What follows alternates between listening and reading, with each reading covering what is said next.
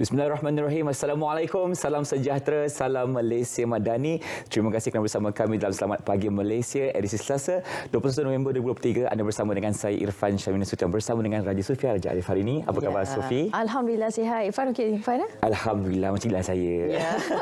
Okey, jadi hari ini juga kami mengharapkan semuanya dalam keadaan baik-baik sahaja. InsyaAllah. Moga anda semua dimudahkan segala urusan untuk hari ini. Jadi untuk hari ini kita mulakan hari kita hari Selasa ini dengan hari yang ceria. Betul. Dan bertenaga. Bersemangat dan juga bertenaga. Okey. Jadi hari ini Sufi, kita nak kongsi kepada anda 21 November ini merupakan tarikh keramat dan tarikh untuk kita memperiksa sejarah apabila ia telah diisytiharkan sebagai Hari Televisyen Sedunia yang diisytiharkan oleh Perhimpunan Agung PBB pada tahun 1996 dan kita sebagai warga ATM di sini telah pun berjaya berada dalam evolusi dunia penyelesaian TV selama 77 tahun dan SPM sendiri akan menyambut ulang tahun yang ke-40 pada tahun hadapan. Ya, tahun ini merupakan tahun 39 ya. Dah lama SPM kan. Lagi tua ni daripada kita ni. Okey, dan antara yang lain juga yang kami kongsikan kepada anda seterusnya juga berkenaan dengan kelaikan Piala Dunia 2026 itu Piala Asia 2027. Harimau Melaya ada potensi raih kemenangan menentang Taiwan dan antara perkongsiannya di sini iaitu Malaysia wajar memanfaatkan kelebihan dimiliki untuk meraih kemenangan kedua berturut-turut terutama ketika menentang pasukan di ranking lebih rendah Taiwan. Ya, dan ketika ini skuad Harimau Melaya berada di tahap prestasi terbaik susulan kemenangan dramatik ke atas pasukan di ranking dunia jauh lebih tinggi. Kyrgyzstan 4-3 pada aksi sulung kumpulan di Stadium Nasional Bukit Jalil minggu lalu. Dan kejayaan menewaskan pasukan ke-97 dunia itu memberi motivasi diperlukan Malaysia dalam misi membawa pulang 3 mata penting berdepan Taiwan yang menghuni ranking ke-152. Ya, dan berdasarkan rekod pertemuan Malaysia-Taiwan dalam 5 aksi terakhir sejak 2000, menyaksikan Taiwan kebal di gelanggang sendiri apabila memenangi 3 perlawanan termasuk pertemuan terakhir pada tahun 2018 sementara tewas 2 kali di Bukit Jalil. Walaupun kita berdoakan agar Harimau Melaya terus berjuang dan mendapat kemenangan yang diperlukan untuk memartabatkan sukan bola sepak Malaysia ke tahap yang lebih jauh. Ya, insya-Allah. Okey, dan seterusnya juga kita beralih ke berita selanjutnya iaitu berkaitan dengan konflik Palestin Israel. 31 bayi pramatang di Hospital Al-Shifa dikejarkan ke Rafah dan antara perkongsian di sini kesemua bayi itu berdepan dengan risiko maut susulan serangan Zionis ke atas kemudahan hospital hingga mengakibatkan kekurangan bekalan elektrik untuk inkubator dan operasi pemindahan berkenaan dilakukan oleh Pertubuhan Bangsa Bersatu PBB dan Persatuan Bulan Sabit Merah Palestin.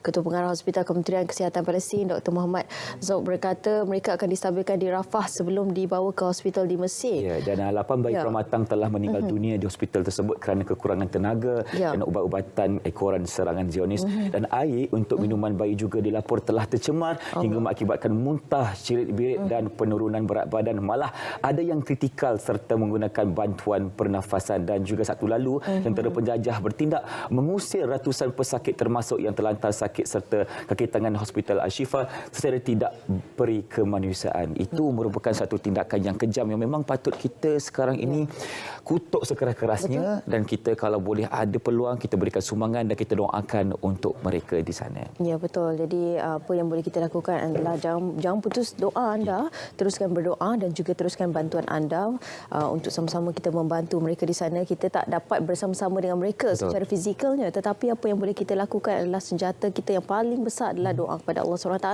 untuk Allah mengangkat doa kita dan insya-Allah pasti akan ada kejayaan dan sinarnya insya-Allah. Dari sungai ke segara Palestin pasti merdeka. Seterusnya Sufi, kita akan lihat tentang ini merupakan laluan Seksyen 6 WCE dibuka tengah malam semalam, tol percuma hingga 2 Januari 2024. Dan kalau kita lihat di sini Menteri Kerja Raya Datuk Seri Alexander Nantalingi berkata pengecoran tol itu akan berakhir pada pukul 11.59 malam 2 Januari 2024 dan kerajaan memberi tol percuma itu dengan mengambil kira beberapa faktor antaranya cuti sepanjang Disember ini dan tambah Alexander juga WCE dijangka dapat menjimatkan masa perjalanan dari Kapar ke Langkah Asam Jawa Ejok yang mengambil masa hanya 15 minit berbanding 45 minit sebelum ini. Wow, okey, jimat masa dan jimat minyak juga sebenarnya.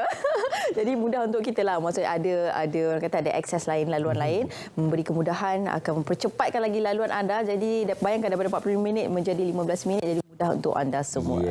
Okey. Seterusnya kita ingin lihat sedikit perkembangan tentang banjir yang tengah berlaku di Terengganu sekarang ini. Kalau sedikit perkongsiannya, sehingga pukul 4 petang semalam jumlah penduduk terjejas banjir di negeri Terengganu menunjukkan tren peningkatan dan paling ramai terjejas di Kuala Nerus dengan 176 individu daripada 65 keluarga ditempatkan di 4 PPS. Okey, di sini seterusnya Sufi kita telah ada seorang tetamu yang telah pun bersedia, iaitu penolong Pesuruhjaya Bomba Haji Hassan Asari Haji Omar, pengarah Jabatan Bomba dan Penyelamat Malaysia di Terengganu untuk berkongsi kepada kita tentang apa yang tengah berlaku di Terengganu. Assalamualaikum, selamat pagi tuan. Waalaikumsalam warahmatullahi wabarakatuh. Ya, apa khabar? Baik, alhamdulillah. Okey, sekarang ni kami di Semak Malaysia ingin mendapatkan sedikit perkongsian dari tuan sendirilah tentang kejadian banjir tengah berlaku di Terengganu sekarang ini. Bagaimana statistik yang tengah berlaku di sana sebenarnya? Ya, keadaan ketika ini. Terima kasih. Selamat pagi Malaysia. Negeri Terengganu sekarang berhadapan dengan MPL, dan untuk maklumat terkini lah, keadaan yang terkini kalau ikutkan jumlah mangsa yang terkini yang telah dipindahkan ke PPS, ya, jumlah keluarga 196, mangsa beramai 1,418 orang di 14 PPS di 4 daerah, iaitu di daerah Kuala Nerus, Kuala Terengganu, Marang dan juga Setiu. Dan trend dia adalah trend sehingga ke hari ini, sehingga ke pagi inilah. Dan cuaca sehingga pagi ini hujan, ya, di beberapa tempat. Jadi kalau kita tengok info daripada Malaysia, daripada analisis model-model cuaca lah, luruan monsun ini dijangka berlaku sehingga 22 November 2023. Jadi dikeluarkan amaran hujan yang berterusan, buruk dan kena berwaspadalah kepada rakyat negeri Terengganu ini.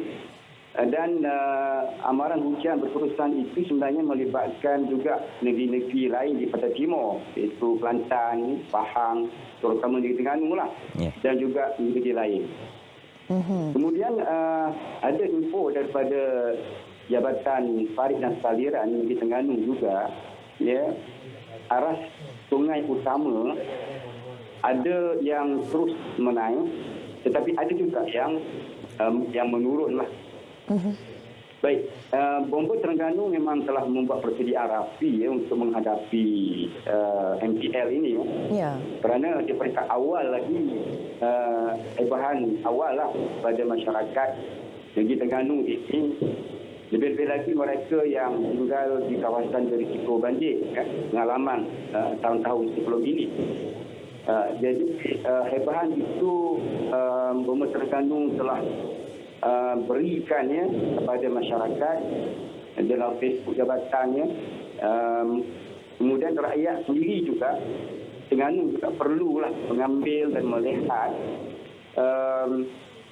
info-info ini daripada agensi-agensi yang berkaitan, yang paling penting yang dikeluarkan oleh Malaysia, ya, JPS negeri Terengganu ini, melihat model cuaca lah, keadaan hujan, keadaan angin kencang dan sebagainya.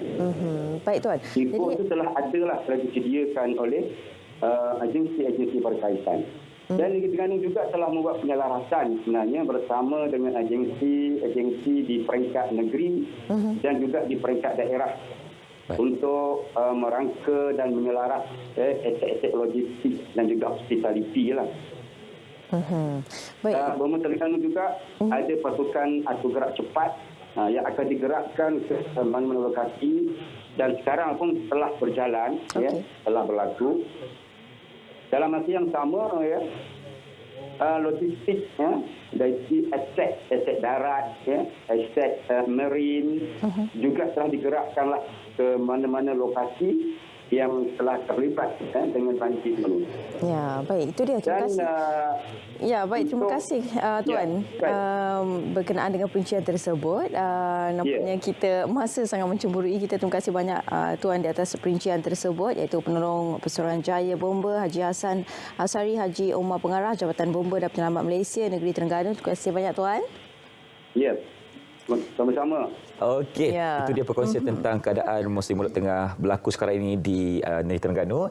Dan seterusnya, Sufi, kita akan beralih kepada satu segmen yang menarik, iaitu Biar Betul, untuk informasikan tentang apa antara perkongsian yang tidak betul dikongsikan dan kita perlu tapis segala perkara itu. Jom saksikan terlebih dahulu segmen Biar Betul. Silakan.